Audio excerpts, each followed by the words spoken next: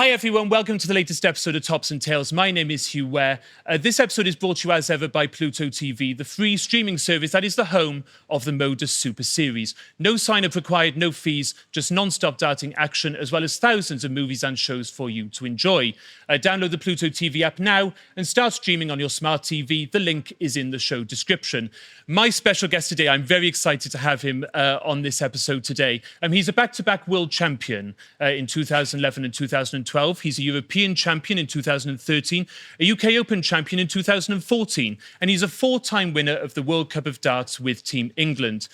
He has always been, ever since he started his career, and remains to this day, one of the most popular players and one of the most cult figures the sport of darts has ever seen. Despite announcing that he was taking a break from the professional game in 2023, it is none other than jackpot Adrian Lewis. Hi, Adrian. Hi, you. Thank you so much for coming on to this podcast with me. Really is a pleasure to be here, mate. I'm really looking forward to this. Do you know, for reference, like we're literally about to start an exhibition in Cardiff. You've just come from Walsall last night. Yes. When I WhatsApped you asking if you would be so kind as to do this with me a few days ago, you had just finished a show in Blackpool. That's right. So is life busier than ever for you, actually? Well, it certainly has been this week. This is my sixth day now out of the seven, so I am a bit tired now, but... Your sixth day out of seven? That's correct, Oh, wow. yeah. So where have you been this week? I've been to Weymouth, I've been to Essex, Brentwood, I've done Blackpool, Yeah. I've done Walsall, I've done a trade show in Birmingham. So yeah, I've just, yeah. It's good to be in demand, Adrian. Do you know It's what? good to be It says, you know, like I say, I'm really enjoying it at the minute. Really? You know, I really am, yeah. I mean, I wanted to come on to this a bit later on, but before we do, I was just wondered if I could start by asking you, how did darts come into your life, Adrian? How old were you? Because you were very young when you started professionally, I suppose. Basically, what happened was I used to work on the billiards yard. So on a Friday afternoon, all the lads used to go to the pub, and I used to follow on. And obviously, I could only drink pop then because I was only like 17. Started playing darts with the local, the local players in there. And just started hitting 180s off the bat, really. And then... straight off the bat, 180s? Yeah, more or less, yeah. Really? Yeah, so yeah, and obviously as the weeks passed, I started progressing even further. And my mum entered me into the British Teenage Youth Championships, which is like the equivalent now to like the World Youth, isn't it now? So it was a similar kind of thing. Was that in Kettering? That's right, that's correct. That's going back, isn't it? Yeah, that's wow, right. I remember that one. Yes, and I won that. Right. So yeah, my first ever tournament. So yeah, and that's how it basically first started, yeah. Well, so I mean, you were a goalkeeper, weren't you? That's right. For a while. So hand-eye coordination, sportiness. Yeah. We were sporty kids. In general. Sports, any sport from. I've even represented, like the county in high jump and things like that. Obviously, I was a lot slimmer then. No, honestly, it's still slim now, Adrian. Don't worry, mate. But yeah, like I say, all sports from football to I could turn me on to anything like that, like snooker, anything like that. Do you know, it's interesting that I think these days, with the amount of money that's in the game now, we are seeing more budding sportsmen, not necessarily budding dartsmen, budding sports people who are looking for a sport to do, are now looking at darts as a viable option for their career. You were probably one of the first. It was unusual at the time for somebody to sort of be in football and then transition over to darts, whereas now it's more of the norm these days. So you kind of pioneered that, I suppose. Yeah. I think, like you say, when you're a sporty person, and obviously you just want, you just want to progress, don't you? Do you know what I mean? Yeah. Obviously, as soon as I started playing darts, my aspirations were then, I want to be the best at this. Yes. You know what I mean? And my mind changed then. I thought, right, this is it. This is what I want to do, and this is where my career is going to take me. And through hard work and dedication, I succeeded. Well, I mean, I think it was Dennis Priestley who I was watching Dennis Priestley on a podcast a few weeks ago, and I remember he said on there that you were the first player to make darts look easy. You've already mentioned how you started off hitting 180 straight off the bat. Yeah. I mean, what was darts easy to, Adrian? Some aspects of it. I think what I struggled with when I first started really is what was affecting my rhythm was my maths. Because I wasn't the greatest mathematician. And obviously, the more I played, the more I got used to, the numbers and that as such. And then I started, that's when it started. My whole rhythm then started building on that. Yeah. And I wasn't like frightened then. I'd keep stopping, like, what do I need? And now it was just one motion then. I was just going through it. It is the more you play and the more you practice. I mean, even for me as a referee, that was what happened to me. That the more that I played, the more the maths just sort of sunk into my brain. Right, yeah. If that makes sense. Yeah, no, it does, and then I found that I could do like sort of really like unorthodox maths and think of unorthodox ways of going. And if I hit that, it would leave this. Yes. And you found that sort of quite similar. That's right. That's correct. Yeah. Yeah. I mean, so you sort of burst onto the scene. When did you meet Phil?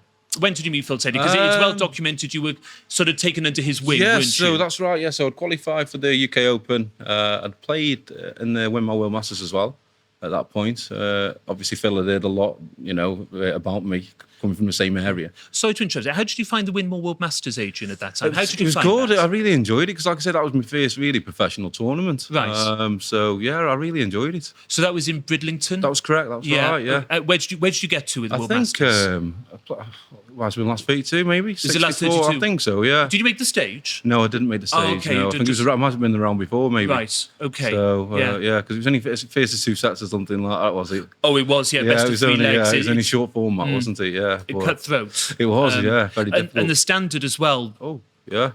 Was very good, was it? Definitely 100%. Like I say, you had the likes of Merv King and Gary Anderson at the time, and Andy Ford and Barney was still in the BDO and that back in them days. Yeah, of course. Yeah. Yeah, it's a tough field. Yeah. Sorry. So you were talking about meeting Phil. Yeah. Sorry. At the UK Open. So I qualified for a couple of events. Like I say, I played in the Masters and now, and then Phil did a lot about me, like locally, and. He was doing on my Super League team when he used to play for a woman called Maureen Flowers. She used to be the women's world #1 in darts then. Yeah, yes, and he was doing something for charity up there. Obviously, I was up there as well because I was playing up there on the Super League. And he come over to him and said, "I've heard a lot about you. Would you mind having a practice?" And I said, "Oh yeah, I'd love to." Anyway, I think it was about 6 months later, and then I got a phone call off him saying, come up, and that was it. Then really, went it off like that. And you were practice partners together, weren't you? Yes, that's correct. And then, of course, you make the World Championship, you make UK Opens, you make an impression, you join the tour. And there hadn't been for a long time such a young superstar as you that came along. And a lot was made of the fact that you were Phil Taylor's sort of protege. That was how you were framed as anyway. Yeah. And then, of course, you had your ability at such a young age. Yeah. You were thrust into the spotlight very quickly, Adrian. Did you find that hard to deal with at all? Or did you take that all into your stride? Do you know what? I didn't really try to think too much about it. I can remember, like I say, I was having a chat with Phil about everything, and it's basically like you've been thrown in the deep end, really, because obviously I'm with him as such, and I've been thrown in. It's either sink or swim. So that was it. Was that what Phil said to you? Yeah, that was it. Yeah, that's right. Yeah, he never sponsored me.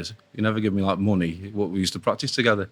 So I mean, that's worth more than anything, isn't it? Really, where you can start picking the brains of the best player ever. Yeah, that's how you look back on it. Yeah, with Phil. He was the best practice partner you could have. Well, exactly. Yeah, nobody could. When you turn up to the tournaments after that, nobody was going to do what he was doing. You know what I mean? In practice, nobody was going to come close to that. Yeah, I mean, what other sort of memories do you have of your time practicing with Phil? I mean, did you used to beat him quite often? What did you used to play? Did you play games of five? Yeah, we did. Right. So we first started. I think we used to play first to 18, and he used to. Wow. I mean, he used to trance me. He'd just blow me out the park for the first couple of months. Right. And then I started getting a bit closer and closer, until eventually I did start taking the lead every now and then. Yeah. But then if I got close to 18. You say, "Hey, I've got to be at such and such at 2:00. I've got to go." So No. he was sneaky like that. He was. Oh, big time, canny. Yeah, very. Yeah. Were you just like, no, hold on, like I'm beating you, like I've been beating you for the last hour and a half. I can beat you for the last 10 minutes, like. Yeah, so no, that he didn't let you win, no. Oh no, I bet he didn't. No. I bet he didn't. And that sort of competitive instinct that he had. Yeah. Was that something that you learned? So you said already about when you first picked up a set of darts, you wanted to be the best. Yeah.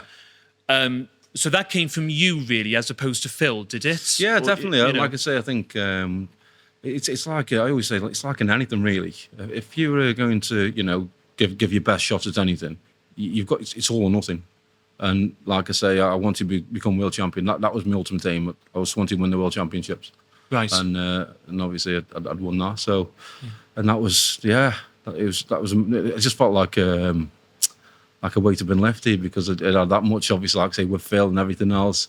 And as soon as I won that, I thought, oh, thank goodness for that. It was like a weight came off your shoulders, was it? Yeah, when you won the yeah, world that's what it title? felt, yeah. And sort of coming out of Phil's shadow, is that fair to say, or is that, or was that how it was sort of framed in the press? Maybe? I'd say that, yeah. I mean, like You I know. said, I'd never say that. I think, I mean, we've always been close, me and Phil. We've had ups and downs, but we've always been quite close. And so it did, like I say, it doesn't really bother me if people say, you know, oh, you're protege. I say, yeah, all right, okay, yeah. It doesn't. I don't really think of anything like that. I just, yeah, okay. Yeah, it just is. It is what it is. What it is, kind of thing. Yeah, exactly. So, of course, what we talk about, so the 2006 World Championships, you know, so you've gone in and you've beaten Dennis Priestley, I remember, in that tournament. And, you know, your star is growing. You know, you were a breath of fresh air up there. Because I remember when I was a kid growing up watching darts, it was you, Roland Sholton, Wayne Mardle, John Part, that's right, Colin Lloyd, Peter Manley. Peter Manley, yeah, exactly. You know, and on all these guys, you know. And they were all very sort of established, and you come along, wham, you know, breath of fresh air, you know, you're sort of, you know, causing a real impact, like on the scene. And you have your match against Peter Manley in the quarterfinal. And I know this comes up all the time. So the only question I want to ask you about that, Adrian, which you may not have necessarily been asked about before, about that, was more made out of that than what was necessary? You know, even like, because that was nearly 20 years ago, yes, Adrian. It was, yeah. And yet we're still here sort of talking about it. It was a big moments that got a lot of people talking, you know, in its own way. It's a bit of an iconic moment in its own way. It's a funny moment looking back. Well, do you laugh looking back at it? I do, Was more made of it than what was necessary? Think, like I said, I mean, Pete knew what he was doing. You know, he'd been on the game years. He knew what he was doing. And like I said, he got to the stage where I just thought, you know what, I just thought... have the game kind of thing. That's why I walked off. I'll just have the game. If it means that much, have it.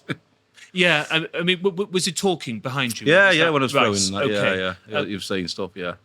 Would you handle that differently now if that happened today? Would you handle that differently, or would you be the same? I'd like to think I would. I'd just tell him, shut up. You know what I mean? Shut up. Yeah. And then just... you know, carry on throwing, really. Yeah, you like to think you would, but we don't know. We actually like, you know, we don't. I'm like a bottle of pop on it. Yeah, exactly. Well, are you, Adrian? Is that how you are, really? I mean, like I say, I think a lot of times when I have these arguments and everything, I do it more like just for the crowd. Do you know what I mean? I do really? I just think, you know what? Because I just like it's good and just like have a bit of needle and that. It's just a bit of fun. I'd see it as a bit of fun anyway. Well, because I was literally just about to ask you, like, sort of, you know, there have been various incidents, you know, maybe some more significant than others. I remember when with Peter Wright a few years ago, for example. Yeah. But what fans of the sport may not be sort of aware of, they see the incident on stage and they see you both walking off the stage. But then what happens after? Off the stage? You know, did you make up straight away? It depends if I Have was... there been sort of... Yeah, for want of a better expression, grudges bed. Yeah, if I was in the wrong, I'd say, listen, you know, apologise for that. It was a bit, you know, I overstepped the mark. Right. But, you know, a lot of times they come up to me and they apologise. So really, yeah. Yeah, I think what he says is people don't realise when you're on the circuit and you're away from your family, like, you know, 6 or 7 days, you know, every week, they become like your family. Do you know what I mean? Because you spend more time then with the actual family at home. You're living out of each other's pockets, aren't you? Yeah. So there you haven't really got the... you know, the time start falling out of people, and you know, because you're working with them all the time, so you've got like it's on there. Say your piece, and then obviously I'll say my piece if I think goes out of order or whatever. Yeah, and then we move on. We have a beer, and that's it. We move on. Yeah, and that's it because like the following week you're probably going to be playing each other anyway at like some Pro Tour event. You know, I mean, it's not worth sort of holding. It isn't a grudge, no, definitely not. Exactly. So. We talk about your ability, Adrian. Let's talk about how good you are. Let's just do that, shall we? I don't know about that. Millions of views on YouTube. This fast 9 data that you had at the European Championship, for example, where it looked like you weren't even aiming. You know, I remember great runs you had in the European Championship as well, a separate European Championship, I think, where you made the final, I think, in 2008, where you just sort of destroyed everybody through the field. You know. The ability that you had, I don't know how to sort of put this question to you, Adrian, because you've had a career which so many players would snap your hands off, or you're a 2-time world champion, for goodness sake. Yeah. Do you look back and think that maybe you could have won more? 100%, yeah. Really? I think it's more down to my mindset than my ability. I've always said it. I think if I had a better mindset, if I don't know, for instance, if you put, well, it's hard to say. I couldn't really name a player, but if I got if I got somebody like a certain player's mindset who's good mentally, but not got the technique as such, that they could do far more. Do you know what I mean? Than what I could do. Right. Yeah. Okay. So I mean, do you feel? I mean, I was going to ask you about making a comeback. When you're ready later on. Yeah. But if you were to sort of come back, would that be the one big change that you would like to think you would have made about yourself? Right? It's not the ability; it's my mindset. 100%. That's what I do. Yeah. Like I say, I think I'd be a lot more calmer. I don't think you'd see me having any scuffles or arguments or anything like that. I think I'd be a completely different player. Right. I really do. Yeah. Yeah. I mean, because when you were in the zone, Adrian, there was no one sort of better to watch. It's like Dennis Priestley said, you made it look easy. Yeah, sometimes. And you could do amazing things. Yeah, like I say, sometimes it was easy. Sometimes I did find it easy. And then when you find it easy, in steps complacency. So that's probably, that'd be another thing I'd obviously work on as well, because you can't get complacent, certainly with the players today. Is that the biggest difference from the tour when you first started? Because since you came into the professional game, the professional tour has changed completely. Like when you first came along, there were no European tours. That's right. World Series. What was that? No, you're right. Yeah. How would you sum up the difference between the tour when you first started and the tour today? Well, first off, with the tour when I first started on the PDC, it was categories then. So you had like Cat 1 and Cat 2 tournaments then. Right. So you'd have like the Cat 2s, which is like the little smaller tournaments on the Saturday, and then you have the Cat 1s on the Sunday. But looking at the standard as well, I think you could probably look around the room and think, maybe there's an handful that could regulate 100 averages. Where now, where you walk in, you'd know at least the top 32 players could do it, and that's the difference. I don't think like the averages have obviously gone through the roof. I don't think that at all. I just think there's a lot more players that can actually hit them averages now. I heard somebody say, I can't remember who it was now, it was a while ago, but that the ceiling has come down, but the floor has come up. Yes. Is that fair? Yeah, I totally agree with that, yeah. Yeah. And did it become harder for you as the years went on? That idea. So the European tour became in full swing. We've gone up to 14 events now. World Series starts coming along. You go down to Australia and New Zealand, which is a lot of travelling, and it's well documented the amount of travel that the dart players have. And we have as well as referees as well. You've got the same thing. Exactly. Yeah. But I mean, as the years went on, did it start becoming a bit more of a great... Did you fall out of love with the sport a little bit, Adrian? I did. I think, like I said, I just thought, I don't know, sometimes I was sitting there and I just thought, you know what, I don't want to be here. And like I said, that comes down to mindset as well, doesn't it? You know what I mean? And that's what it's a part of as well. And I was just thinking to myself, no, I don't want to be here anymore. And that was it. So I thought, no, like I say, with my wife and everything else going on with that, got a disabled daughter as well. So I just thought, no, that was it. I need a break. And that was that. Were those personal reasons, Adrian, the main driving factor? Yeah, I think so, yeah. Plus, like I say, I wasn't enjoying, even when I was winning tournaments. I mean, I'd won one not before, I did pack up. Even when I won, that wasn't really over the moon, where normally, yes, I'm back in the winner's circle. And I didn't even feel that. So that was time when I knew, I need to take a break from it. It was just a case of going through the motions a little bit, maybe losing that competitive That's it, yeah, drive. Exactly. And not even like caring if I won or lost. It was like, you know what I mean? And that's horrible because I thrive on the pressure. That's what I thrive on. And that's when my adrenaline kicks in. And when you haven't got the adrenaline kicking in, especially how I throw into, with the rhythm and everything else going on, and it just wasn't there. It just wasn't happening at all. And I was thinking, I'm losing and I'm playing absolutely rubbish. You've got to see you have to see the opponent. They had to beat you. But I was thinking, what am I doing myself here? What's happening here? I mean, if you don't mind me asking, you don't have to answer if you don't want to. No, but if I may ask how things are at home now, are things all better right, than what they were a couple of years ago? I like it. I mean, like Sarah's got an incurable kidney disease, so obviously spends a lot of time in and out of hospital. And my daughter, she's got autism and ADHD. So she's got the both combined. So she's on disability. And all that, like I say, she's our level needs. But yeah, she's still a diamond, So that home work balance, do you find that your life in darts now is a lot better for you? Yeah, I think so. I think, like I say, I mean, we'll see where January takes us in regards to going back to professional darts. Obviously, I'd never write it off and say I'd never go back to PDC, because that would be my aim again. But I wouldn't, want to turn up there, say I won my tour card back, and then after 6 months say no, I wasn't ready for it. I want to make sure I'm 100% ready, mentally right, and just go at it all guns blazing. Yeah, do you know, I must say I totally agree with you, because I like we say, the tour is so hard these days. Yes. If you're not 100% mentally right, then there's no point, is there? Correct. Even if you're 99%, you need to be 100%, you need to be full on, and you need to hit the ground running. And to sort of dedicate to win your tour card back, and then Definitely. You have the grind of the tour, and you've got to be ready for that. Definitely, because it's not easy at the best of times, is it? You don't get any easy games, so. No, exactly. Is it a case of when it feels like ever since the day you announced you were stepping back, all you've had are questions of, are you coming back? When are you coming back? And you give these answers, but is it like you can't actually give a set answer? Like, I will come back in January 2026, whatever, because you're just taking life as it comes. I think there's not a set routine. I feel, I haven't really said anything to anybody else, really. I feel as if I'm like, it's a crossroads. Do you know what I mean? I'm like, do you want to go back? Do you want to do it? What do I do? What's my next step? But I'm sure, I'll just keep grinding, and then we'll just see where it takes us, really. And we'll see. And nothing's ruled out. Nothing's ruled out at all. No, coming back or not coming back. It could be. Yeah. You're just taking life as it comes. I am. Which is good. But it's good to see you, because you look happy. You look I am. healthy, Yeah, I'm good. I am really good. It's good to see you so settled, Adrian. Nice one. Thank you. It's good stuff. And Cardiff, Vale Sports Arena tonight. So, yeah, do you know what? It's fantastic. I like Wales anyway. You know what I mean? I really do like Wales. And coming back, I think I've been here before.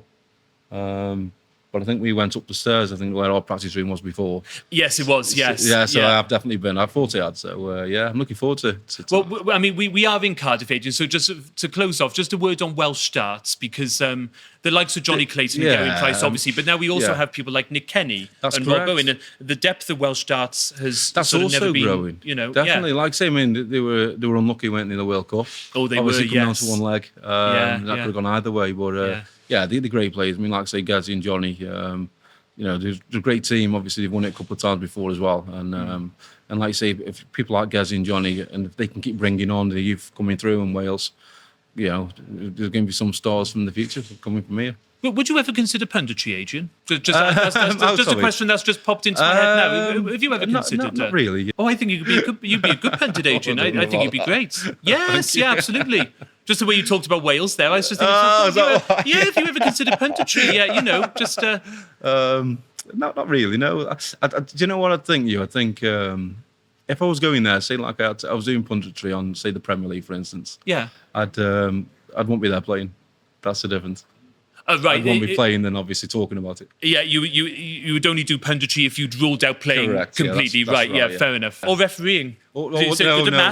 Honest to God, no. I'd make too many mistakes. The players would be by the board, right? Hold on, give me 2 minutes. To be fair, that's what I'm like most of the time anyway. You don't make mistakes. One to the blue moon. No, it does happen. It does happen. Believe it or not, it does happen. Well, Adrian, thank you so much for coming on. No, thanks for having me, mate. I would love to have you back in the future, maybe this time next year or in 18 months when life has moved on again, and we can chat again. But, definitely, mate. But no, mate, honestly, this means a lot, and means a lot to all of the fans watching as well, because there's a lot of people who are going to be tuning in for this one. Thank you very much, mate. Thanks, Adrian. Cheers, pal. Thank you. Thank you for watching and downloading this episode. I do hope that you enjoyed it. And thanks as ever to our partners at Pluto TV.